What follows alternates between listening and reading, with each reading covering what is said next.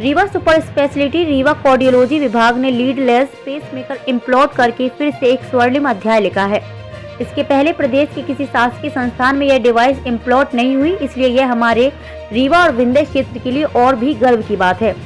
मरीज सतना के रहने वाले हैं। उन्हें 1 वर्ष पहले चक्कर और बेहोशी के एपिसोड आए, जिसके लिए वो रीवा सुपर स्पेशलिटी में भर्ती हुए। उनकी पेसमेकर लगाकर जान बचाई गई, किंतु 6 महीने बाद पेसमेकर इरोजन हुआ, जिसके चलते फिर से दूसरी तरफ पेसमेकर लगाई गई, किंतु फिर से इरोजन के कारण वो प्रदेश में ही दूसरे सेंटर में एडमिट हुए। वहां भी इरोजन हुआ और उनका फिर से पेसमेकर रिवीजन हुआ। अंत में वे अहमदाबाद के UN मेहता इंस्टीट्यूट में भर्ती हुए, जहां पर फिर से उनका पेसमेकर इरोजन हो गया। अंत में थक हार कर और परेशान होकर उन्होंने डॉक्टर SK त्रिपाठी, सह प्राध्यापक हृदय रोग विभाग को संपर्क किया।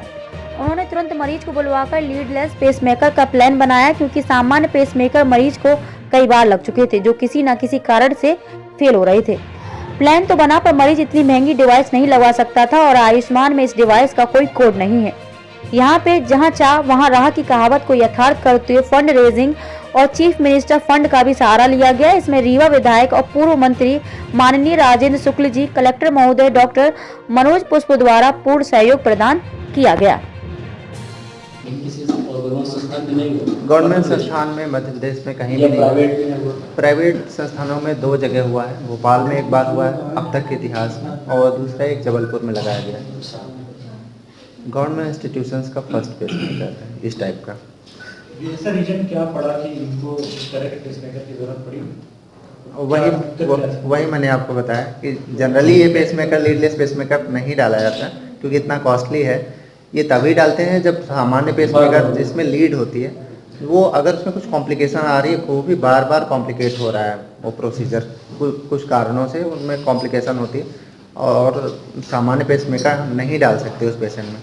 फिर हम फैसला लेते हैं कि उसको लीडलेस पेसमेकर डाला जाए। लीडलेस पेसमेकर जैसे कि आप इसमें सामान्य मरीजों में भी डाला जा सकता है, या फिर जो मतलब नहीं एक्सेप्ट कर पा रहा उन्हीं वक्त डाल, किसी भी पेशेंट में डाल सकते हैं। पेशेंट की अफोर्डेबिलिटी होनी चाहिए इसके लिए। लेकिन कोई मतलब नहीं बनता सामान्य पेशेंट में इतनी महंगी डिवाइस डालने का, जबकि सामान्य डिवाइस 70-80,000 में वही काम करती है जो ये काम करती है। तो जनरली अभी तक तो यही इंडिकेशन है कि कुछ कॉम्प्लिकेटेड है केस, नहीं किया जा सकता सामान्य पेसमेकर, या सामान्य पेसमेकर के कॉम्प्लिकेशंस बहुत सारे हुए हैं। तो ऐसे केसेस में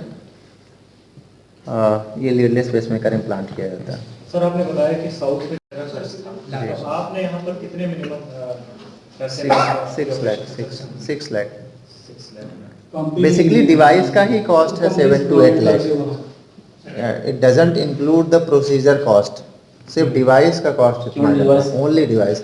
अगर आप प्राइवेट इंस्टीट्यूशंस की बात करें तो प्रोसीजर चार्ज मिला के करीब 10 लाख का ये प्रोसीजर होता है, डिवाइस कॉस्ट मिला के। और इसका कॉस्ट जो पेशेंट को यहाँ पड़ा वो फ्री है, मतलब यहाँ तो उसको कुछ डॉक्टर साहब के मदद से, हाँ, प्रोसीजर का चार्ज फ्री रहा। बाकी जितने 6 लाख का जो कंपनी को देना था वो भी डॉक्टर साहब ने अपनी मेहनत से फंड रेज करके उसको फ्री किया कुछ। हाँ, बहुत अच्छा काम। उसमें सर का, डीन सर का, हमारे head of department doctor BG Tripathi sir का, सबका ही सहयोग है। अकेले नहीं किया जा सकता इतना बड़ा प्रोसीजर, बहुत सारे लॉजिस्टिक प्रॉब्लम्स आती हैं। तो सर से डिस्कस किया कि ऐसा हम कर रहे हैं, तो सर ने भी प्रमोट किया कि बिल्कुल बहुत अच्छी बात है, करना चाहिए। तो सामान्य मरीज लगवाना चाहे तो इसकी लाइफ कितने साल की होती है? 12 to 13 ईयर्स बैटरी लाइफ होती है उसकी। नॉर्मल जो पेसमेकर लगता है वो यहाँ इम्प्लांट किया जाता है स्किन के नीचे। तो जब अगर स्किन के नीचे वो स्किन ऊपर की एरोड हो गई तो पेसमेकर ओपन हो जाता है और पेसमेकर का काम खत्म हो जाता है। तो इसके साथ यही प्रॉब्लम थी कि जहाँ पेसमेकर इधर लगाते जहाँ भी लगाते वहाँ से वो निकल जा रहा था। तो इसलिए उसको स्किन के नीचे लगाना संभव नहीं था, इसलिए इंट्राकार्डियक डाला गया ताकि वहाँ फिर कोई दिक्कत नहीं है, उसको अंदर रखा हुआ है। ये स्क्रीन में भी आप लोग देख पा रहे हैं, ये जो कैप्सूल है